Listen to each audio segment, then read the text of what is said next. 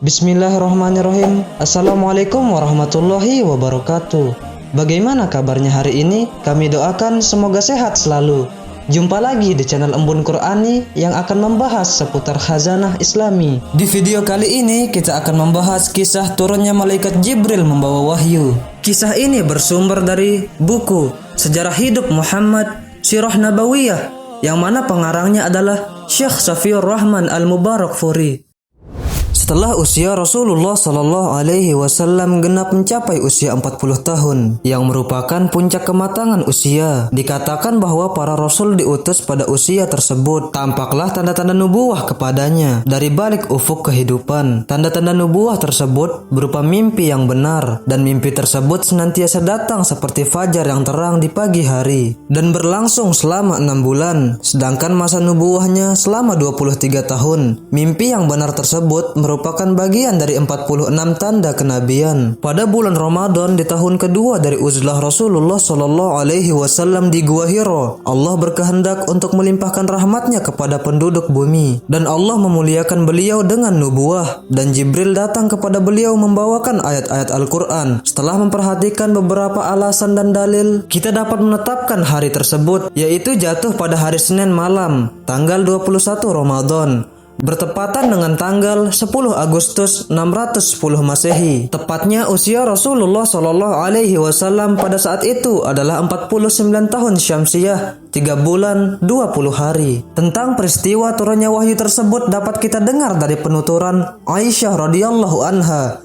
Ia berkata, wahyu yang diterima oleh Rasulullah Shallallahu Alaihi Wasallam dimulai dengan suatu mimpi yang benar. Dalam mimpi itu, beliau melihat cahaya terang laksana fajar menyingsing di pagi hari. Kemudian beliau digemarkan oleh Allah untuk melaksanakan khalwat di Gua Hiro, melakukan ibadah selama beberapa malam, kemudian pulang dengan keluarganya untuk mengambil bekal. Demikianlah berulang kali hingga suatu saat beliau dikejutkan dengan datangnya kebenaran di dalam Gua Hiro. Seseorang malaikat datang kepada beliau lalu berkata, "Bacalah." Beliau menjawab, "Aku tidak dapat membaca." Rasulullah Shallallahu Alaihi Wasallam menceritakan lebih lanjut, malaikat itu lalu mendekati aku dan memelukku sehingga aku merasa lemah sekali. Kemudian aku dilepaskan. Ia mendekati aku lagi dan mendekapku sehingga aku merasa tak berdaya sama sekali. Kemudian aku dilepaskan. Ia berkata lagi, "Bacalah." Aku menjawab, "Aku tidak dapat membaca." Untuk ketiga kalinya, ia mendekati aku dan memelukku sehingga aku merasa lemas. Kemudian aku dilepaskan. Selanjutnya ia berkata lagi,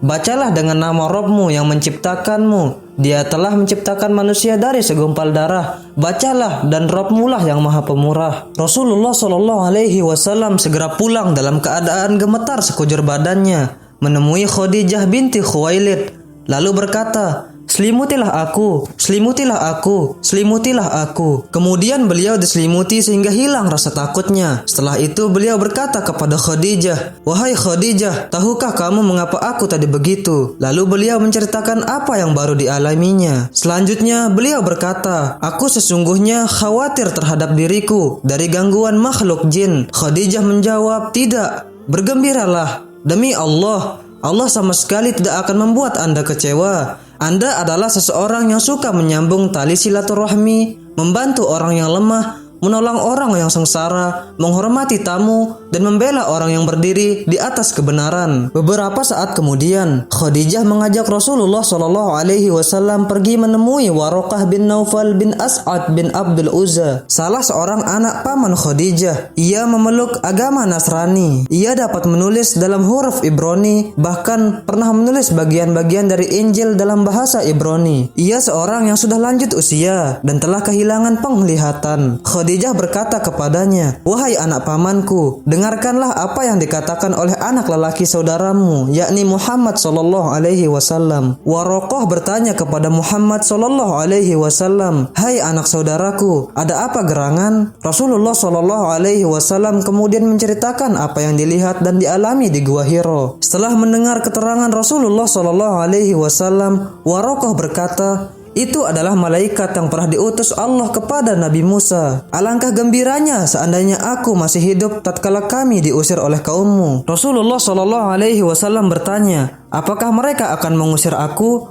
Waraqah menjawab, "Ya, Tak seorang pun yang datang membawa seperti yang kamu bawa kecuali akan diperangi. Seandainya kelak aku masih hidup dan mengalami hari yang kamu hadapi itu, pasti kamu kubantu sekuat tenagaku." Tidak lama kemudian, Warokoh meninggal dunia. Dan untuk beberapa waktu lamanya, Rasulullah Shallallahu Alaihi Wasallam tidak menerima wahyu. Terima kasih telah menonton channel ini. Nantikan video-video selanjutnya. Assalamualaikum warahmatullahi wabarakatuh.